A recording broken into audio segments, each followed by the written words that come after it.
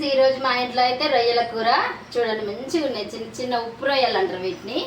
మనం డైరెక్ట్ వేయించుకొని వండుకోవడమే. పెద్దగా ఉంటే కొంచెం అటు సైడ్ ఇటు సైడ్ కట్ చేస్తాం, కానీ ఇట్లనే డైరెక్ట్ ఇట్లా వేపుకోవాలి. మంచిగా వేపుకున్న తర్వాత ఆనియన్ అయితే అదిగా పెట్టుకున్నాను నేను. కట్ చేసి వండడమే కూర. ఇదైతే మా బాబుకు బాగా ఇష్టం. ఈరోజు మా బాబుకి ఇష్టమైన కూర అయితే వండుతున్నా. ఇంకా దీనికోసం చింతపండు నానబెట్టి పెట్టుకున్నా.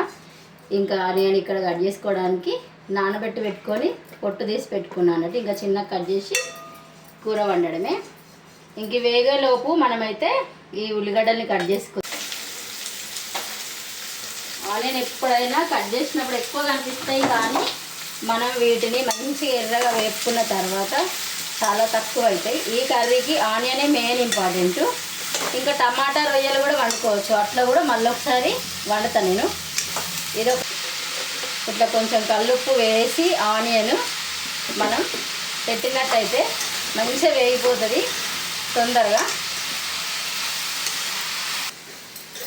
ఇట్లా ఎర్రగా వేపుకోవాలి.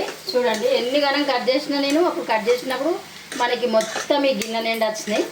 ఇప్పుడు చూడండి వేగిపోయిన తర్వాత ఇంకా కొంచెం కూడా వేగితే ఇంకా మంచిగా ఉంటుంది. ఇంకా అప్పుడు కొత్తిమీర ఆకు కూడా కట్ చేసింది వేసేస్తున్నా. ఇట్లా వేసుకోవడం వల్ల టేస్ట్ బాగుంటుంది.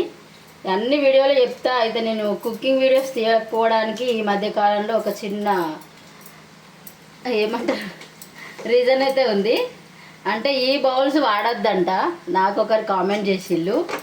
స్టీల్ బౌల్స్ కానీ లేదంటే మట్టి పాత్రలు కానీ వాడుకోమన్నారు.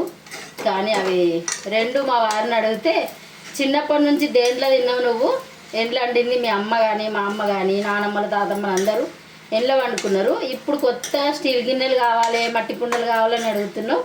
అవన్నీ ఏం లేదు, చక్కగా ఉన్న దాంట్లో వండుకో అని చెప్పింది. ఇక అందుకే మళ్ళీ దేంట్లోనే వండుకుంటే వీడియో తీస్తున్నా. కొంచెం అల్లం వెల్లుల్లి పేస్టు ఎక్కువనే పడుతుంది ఈ కర్రీ. సమ్మర్లో అసలు కిచెన్లో ఉండాలంటే చాలా కష్టం.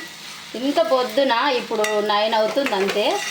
9కే ఇన్ని చెమటలు వస్తే ఇంకా మధ్యాహ్నం వంట చేసేటోళ్ళ పరిస్థితి ఏంటి? ఇంత పొద్దుగా చేసినా కూడా ఇన్ని చెమటలు వస్తున్నాయి. ఇంకా ఇప్పుడు పసుపు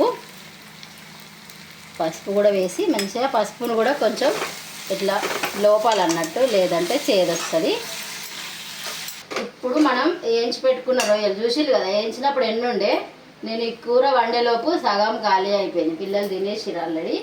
ఇప్పుడు ఈ రొయ్యల్ని మంచిగా శుభ్రంగా కట్టుకొని దీంట్లో వేసేసి ఉప్పు కారం కూడా అన్నీ వేసుకోవాలి. చిన్నగా ఉన్నాయి కాబట్టి కడగడానికి కొంచెం ఇబ్బంది. కారం కూడా ఎక్కువనే పడుతుంది. కౌసు వాసన. కొంచెం కారం అనేది విరిగిపోతుంది చింతపండు రసంతో. ఇంకా సాల్ట్ అప్పుడు మనం కొంచెం వేసుకున్నాం, ఇప్పుడు ఇంకా కొంచెం వేసుకుందాం. ఇవన్నీ కరెక్ట్గా పర్ఫెక్ట్గా సరిపోతాయి. ఇప్పుడు ఇంకా డైరెక్ట్ చింతపండు రసం పోసి ఉడికించడమే అయిపోతుంది కర్రీ. ఇంకా ఉడికించేటప్పుడు కూడా చిన్న మంట మీద మంచిగా కొంచెం ఎక్కువసేపు మనం చేపల కూరను ఎట్లా ఉడికించుకుంటామో అట్లా ఉడికించుకుంటే బాగుంటుంది. ఇట్లా కొంచెం కారం ఉప్పు వేసిన తర్వాత వేగనివ్వాలి. ఈలోపు మనం చింతపండు కొంచెం వేగిపోయింది. ఇప్పుడు మనం చింతపండు రసాన్ని ఇప్పుడే చూస్తే ఇంత బాగుంది కదా చూడడానికి. ఇంకా ఉడికిన తర్వాత లాస్ట్లో మళ్ళీ చూపిస్తా. చూడండి కూర అయితే రెడీ అయిపోయింది. ఆయిల్ కర్రీ అయితే ఇలా మంచిగా సూపర్గా వచ్చింది. ఇప్పుడు దీంట్లో మనం మసాలా వేసుకొని ఇంకా స్టవ్ ఆఫ్ చేయడమే. మసాలా వేస్తున్నా. దగ్గరికి వచ్చిన తర్వాత చాలా టేస్టీగా చాలా బాగుంటుంది. ఇట్లా వండుకొని మీకు ఎలా కుదిరిందో కామెంట్ చేయండి. ఇంకా వీడియో నచ్చితే లైక్ చేయండి, షేర్ చేయండి, సబ్స్క్రైబ్ చేయండి. Thank you.